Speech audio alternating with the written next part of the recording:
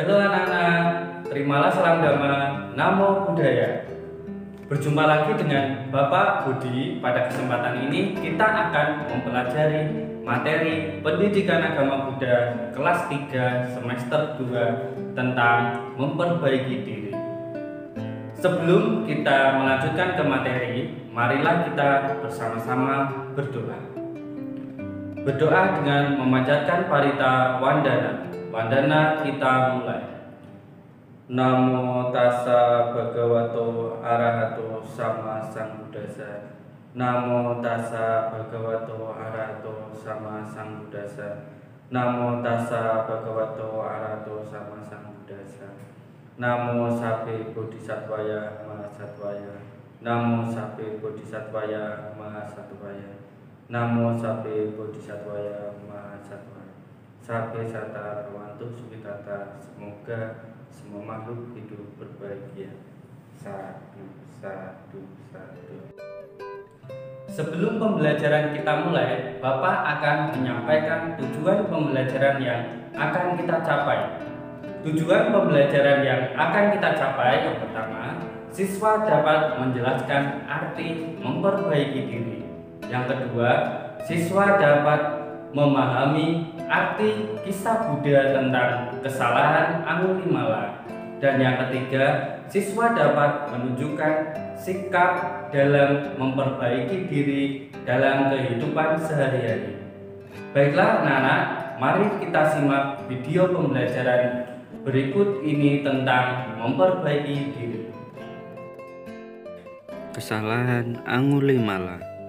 Ahimsaka adalah putra kepala pendeta di Istana Raja Pasenadi dari Kosala. Ketika sudah cukup umur, ia dikirim ke sebuah universitas besar terkenal di Takila. Ahimsaka sangat pandai dan patuh kepada gurunya sehingga ia disenangi oleh gurunya. Hal itu membuat murid-murid yang lain menjadi iri hati. Mereka kemudian memfitnah Ahimsaka. Sang guru tidak mempercayai, namun setelah disampaikan beberapa kali, dia mempercayai sehingga dia bersumpah untuk mengeyahkan Ahimsaka. Sang guru mengajarkan Ahimsaka untuk menghilangkan nyawa 1.000 orang lelaki maupun wanita. Setelah kembali, dia berjanji untuk memberikan kepada Ahimsaka pengetahuan yang tak ternilai. Ahimsaka ingin memiliki pengetahuan ini, akan tetapi ia segan untuk melakukan hal yang dikatakan gurunya tersebut. Dengan terpaksa, ia menyetujui untuk melaksanakan apa yang telah diajarkan kepadanya. Ahimsaka melakukan penghilangan nyawa manusia. Agar tidak lupa menghitung, dia memakai setiap jari dari orang yang dibunuhnya. Karena itu, dia terkenal dengan nama Angulimala, yang berarti kalung jari. Raja Pasenadi mendengar perbuatan Angulimala, membuat persiapan untuk menangkapnya. Mantani, ibu Angulimala, mendengar maksud raja.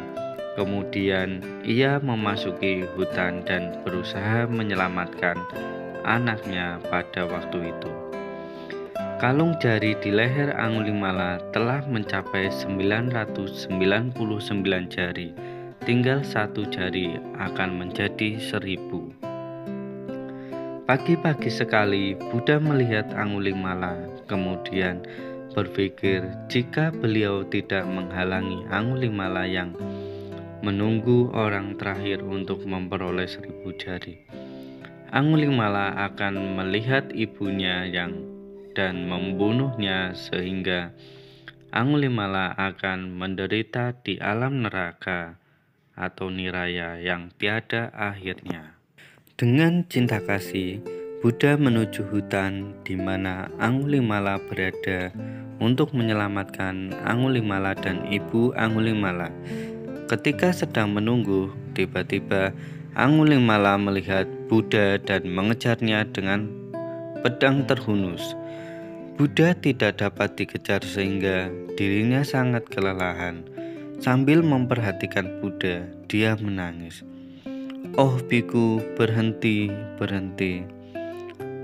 Sang Buddha menjawab, "Aku telah berhenti, kamulah yang belum berhenti." Angulimala tidak mengerti arti kata-kata Buddha sehingga dia bertanya, "Oh biku, mengapa engkau berkata bahwa engkau telah berhenti dan saya belum berhenti?" Buddha berkata kepadanya, "Aku telah berhenti membunuh semua makhluk. Aku telah berhenti menyiksa semua makhluk karena aku telah mengembangkan diriku dalam cinta kasih yang universal, kesabaran dan pengetahuan yang tanpa celah. Tetapi kamu belum berhenti membunuh atau menyiksa makhluk lain dan kamu belum mengembangkan dirimu dalam cinta kasih yang universal dan kesabaran. Karena itu, kamulah orang yang belum berhenti." Mendengar kata-kata Buddha, Angulimala berpikir, ini adalah kata-kata orang yang bijaksana. Biku ini amat bijaksana dan amat sangat berani. Dia pasti adalah pemimpin para biku. Dia pasti adalah Buddha sendiri. Dia pasti datang kemari khusus untuk membuat saya menjadi sadar. Dengan berpikir demikian, ia melemparkan senjatanya dan memohon kepada Buddha untuk diterima sebagai biku. Di tempat itu juga Buddha menerimanya dan menjadi seorang biku. Ibu Angulimala mencari anaknya di dalam hutan, tetapi gagal menemukannya sehingga ia kembali ke rumah. Raja Pasenadi dan para prajurit menemukan Angulimala di wihara Buddha. Telah menghentikan perbuatan jahatnya dan menjadi biku. Selama tinggal di wihara, Angulimala rajin dan tekun melatih meditasi. Dalam waktu singkat, dia mencapai tingkat kesucian tertinggi, yaitu arahat. Tindakan Angulimala melemparkan pedang merupakan sikap menyadari kesalahan dan bertekad memperbaiki diri dengan menjadi biku, melatih meditasi sehingga menjadi orang baik dan suci yang disebut arahat. Demikian anak-anak pembelajaran materi kita pada kali ini tentang memperbaiki diri. Baiklah, sebelum Bapak Budi tutup, marilah kita bersama-sama menyimpulkan materi pada kesempatan ini.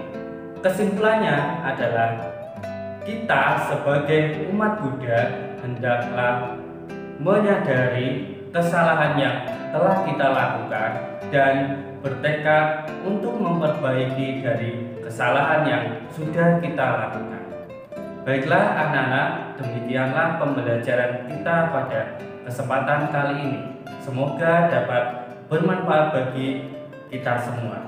Sebelum Bapak Budi tutup, marilah kita bersama-sama berdoa. Berdoa dengan memanjatkan paritawandana dimulai. Namo tassa bhagavato arahato samma sambuddhassa. Namo tassa bhagavato arahato samma sambuddhassa. Namo tassa bhagavato arahato samma sambuddhassa.